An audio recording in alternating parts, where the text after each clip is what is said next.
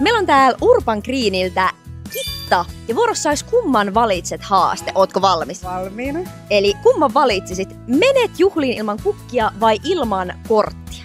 Mä aina unohdan kukat. Mä menen ilman korttia. Hyvä valinta. Aamuvuoro kahvilla vai ilman? Kahvilla. Ehdottomasti. Tuplakahvilla.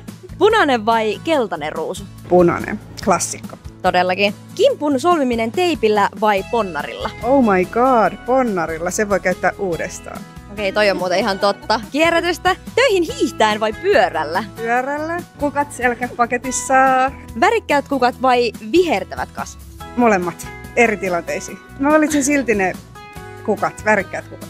Asiakas, joka kyselee paljon vai asiakas, joka ei sano sanaakaan? Joka kyselee paljon. Se on helpompaa meille. Hääkimppu oikealla kukilla vai muovisilla? Oikealla. Karkkipäivä perjantai vai lauantai? Lauantaista perjantaihin. Molemmat. Työvuoro Sivin kanssa vai ilman? Sivin kanssa, ei vaihtoehtoja. Totta kai. Hei, kiitos! Kiitos.